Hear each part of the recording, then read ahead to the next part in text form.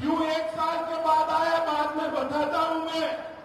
मगर जब यहां पर आया हूं तब रामकृष्ण परमहंस, स्वामी विवेकानंद, गुरुवर टैगोर, ईश्वर चंद्र विद्यासागर, नेताजी सुभाष चंद्र बोस, श्यामा प्रसाद मुखर्जी, खुदीराम बोस, बंकिम बाबू, चैतन्य महाप्रभु, श्री अरविंद, ये सभी की ये पवित्र बंगाल की भूमि को मैं प्रणाम कर मेरी बात की शुरुआत करना। ममता दीदी मोदी जी की लोकप्रियता से डरकर आयुष्मान भारत योजना बंगाल में लागू नहीं करेगी और किसान सम्मान निधि भी 5 साल के बाद भेजने का काम किया है।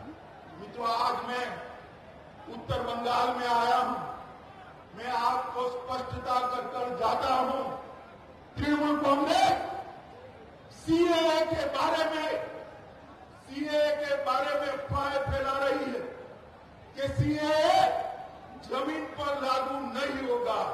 मैं आज कहकर जाता हूं, कोरोना की लहर समाप्त होते ही सीएए को हम जमीन पर उतारेंगे और हमारे भाइयों को नागरिकता देने का काम। ममता दीदी, आप तो यही चाहती हो कि घुसपैठ चलती रहे और बंगाल से जो शरणार्थी आए हैं उनको नागरिकता न मिले। मगर कान खोलकर तृणमूल वाले सुन ले, सीए वास्तविकता था, बंगाल वास्तविकता है। आज बंगाल के अंदर अत्याचार कम हुआ है क्या? जोर से बोले, हुआ है क्या? कटमनी बंद हुआ है क्या? भ्रष्टाचार बंद हुआ है क्या? सिंडिकेट का राज बंद हुआ है क्या? भाजपा के कार्यकर्ताओं की हत्या बंद हुई है क्या? ममता दीदी, 3 बार आपको चुनाने के बाद भी आप नहीं सुधर रही है। आप ये मत सुधरिए कि बीरभूम में आपने 8 महिलाओं को और 1 बच्चे को जिंदा जला दिया। वहां क्यों डेलीगेशन नहीं भेजा भाई? क्यों? बीरभूम वाले आपके लोग नहीं है क्या? कहीं पर है फाइटिंग टीम, बंगाल के अंदर है। पूरे देश भर में पेट्रोल का दाम 115 रुपया अगर कहीं पर है तो बंगाल में है। जहां माताओं, भाइयों, बहनों, आज मैं प्रदेश भर के भारतीय जनता पार्टी के कार्यकर्ता को कहकर जाता हूं, डरिएगा मत। ममता दीदी के अत्याचार तो बहुत कम है। हम केरल से लेके पूरे देश में 1950 से राष्ट्रवाद के आधार पर राजनीति करते हुए आए हैं। हमें कोई रोक नहीं सकता। बंगाल में भी बीजेपी को बढ़ने से कोई रोक नहीं सकता। राजनीति करते हुए आए हैं। 22 मार्च से लेकर अब तक 181 राजनीतिक हिंसा की घटनाएं हुई और सुप्रीम कोर्ट ने कड़ी टिप्पणी के बाद सीबीआई को 64 बलात्कार के मामले और 52 हत्या के मामले सौंपने पड़े। निवृत्त हाईकोर्ट चीफ जस्टिस की अध्यक्षता में 698 मामलों की एसआईटी बनानी पड़ी। और दीदी, देश भर में कुछ भी होता है, यहां से डेलीगेशन भेजती, टीएमसी का डेलीगेशन भेजती है। अरे दीदी, बीरभूम में आपने 8 महिलाओं को और 1 बच्चे को जिंदा जला दिया। वहां क्यों डेलीगेशन नहीं भेजा भाई? क्यों? बीरभूम वाले आपके लोग नहीं है क्या? फैक्ट फाइटिंग टीम नदियां क्यों नहीं गई? जहां एक नाबालिग बच्ची पर रेप हुआ, बलात्कार हुआ, वहां पर फैक्ट फाइंडिंग टीम क्यों नहीं गई? मित्रों, ममता दीदी ने आर्थिक रूप से बंगाल को कंगाल कर रख दिया है। 1947 में बंगाल का जीडीपी में, देश के जीडीपी में हिस्सा 30% था और एक 30% से घटकर 2022 में 3.3% कर दिया है। 3.3%। ममता दीदी, बंगाल की जनता को आप जवाब देगी क्या? एफडीआई 2011 में 1% थी, आज भी 1% है। आपने कोई बढ़ोतरी नहीं की है। मित्रों, आज मैं कहता हूं, प्रति व्यक्ति आय में पश्चिम बंगाल 2011 में 7वें नंबर पर था, 2022-20 में 7वें नंबर से गिरकर 23वें नंबर पर आ गया है। और मित्रों, ममता दीदी ने बंगाल को ऋण से बोझ के तले दबा दिया है।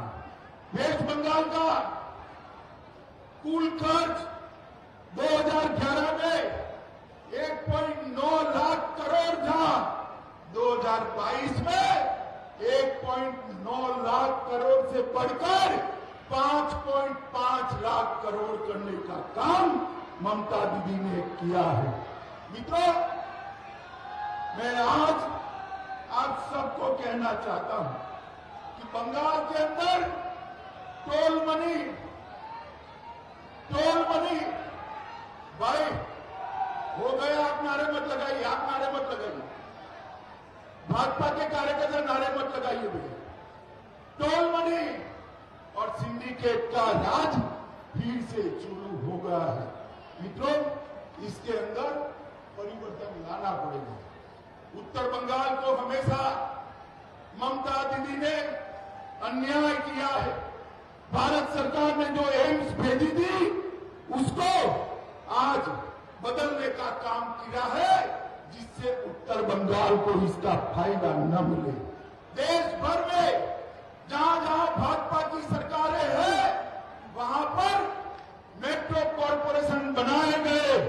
यहां पर मेट्रो कॉरपोरेशन नहीं बनाया गया क्योंकि सिलीगुड़ी और जलपाईगुड़ी को मेट्रो न मिले।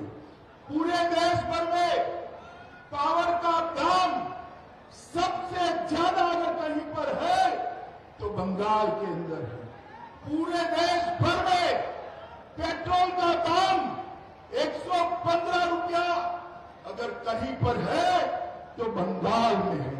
जहां भाजपा की सरकारें हैं, वहां 105 रुपये में पेट्रोल बिकता है। यहां 25% जीएसटी और 13 रुपया और टैक्स बंगाल सरकार ने लगाया है।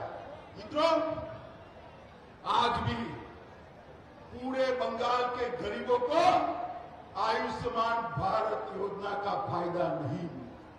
मुझे बताओ भाइयों बहनों, 5 लाख रुपया बंगाल के हर गरीब को मिल सकता है।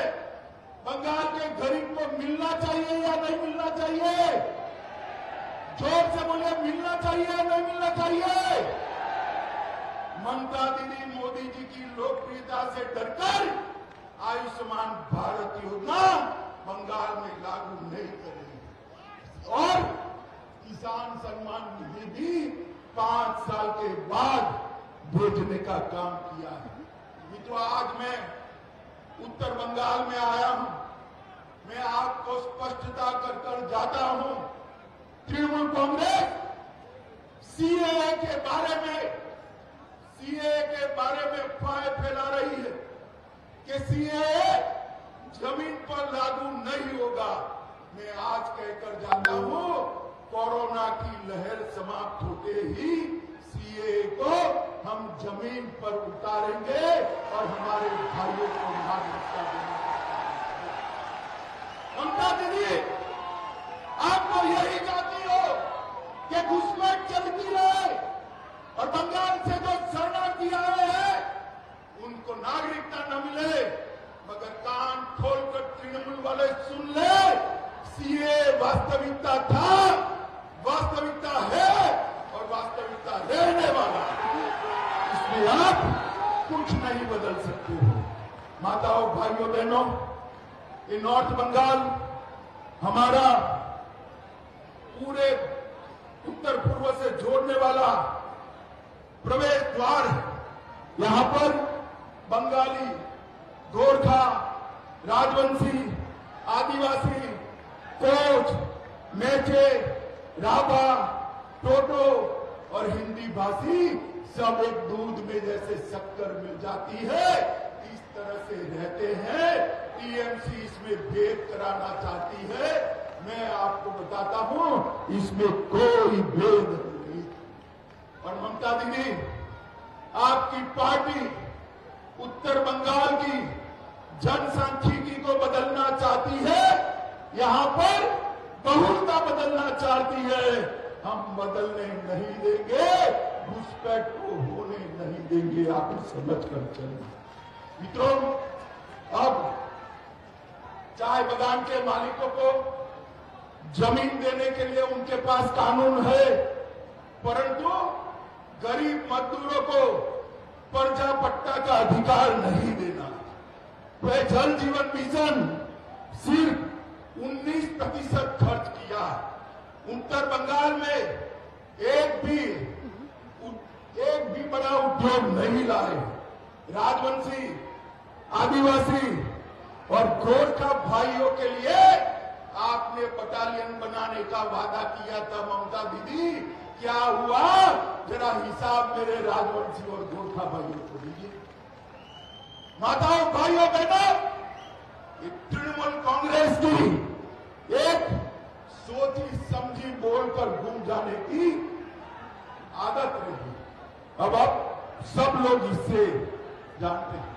मोदी जी ने देश भर में 80 करोड़ लोगों को, मेरे साथ जोर से ताली बजाकर स्वागत करना, मोदी जी ने देश भर में 80 करोड़ लोगों को 2 साल से 5 किलो अनाज प्रति माह प्रति व्यक्ति फ्री ऑफ कॉस्ट।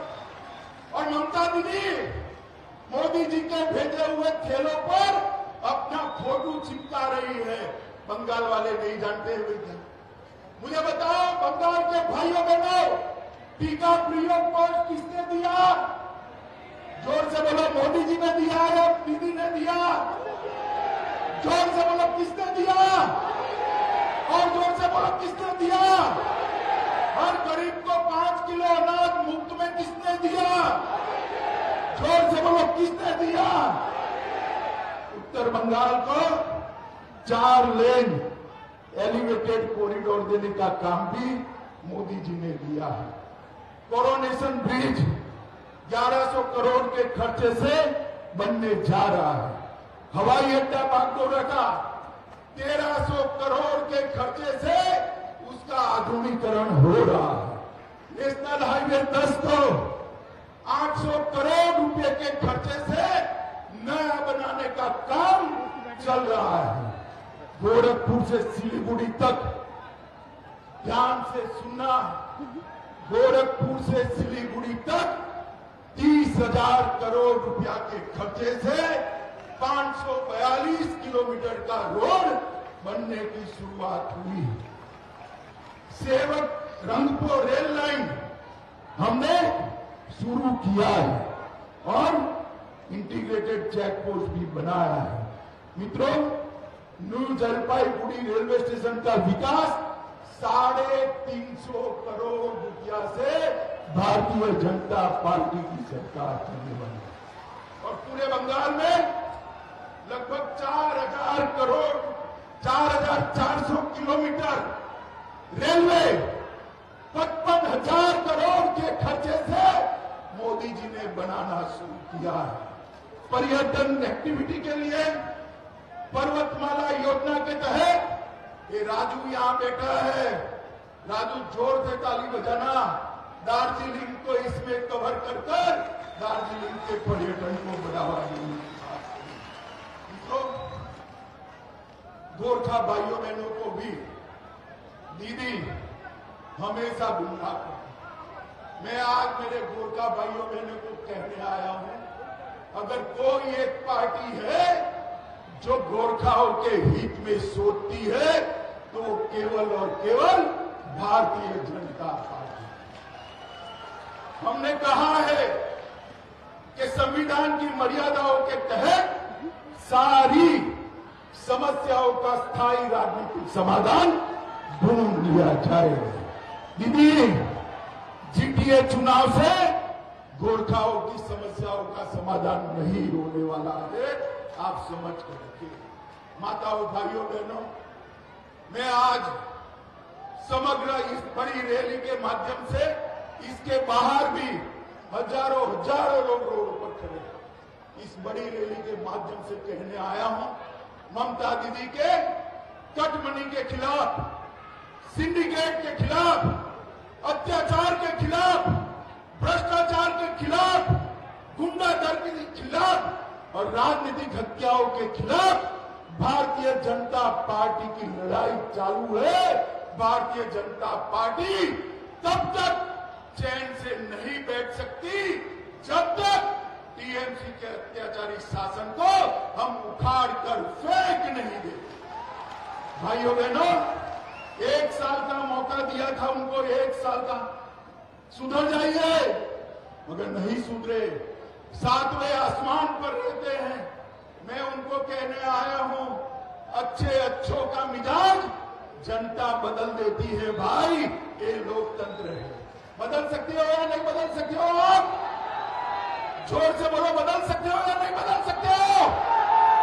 भाइयों बहनों, भारतीय जनता पार्टी ये महान पश्चिम बंगाल के अंदर फिर से एक बार लोकतंत्र प्रस्थापित हो, इसके लिए सब कुछ करेगी, इसका वादा देकर मेरी बात को समाप्त करता हूं।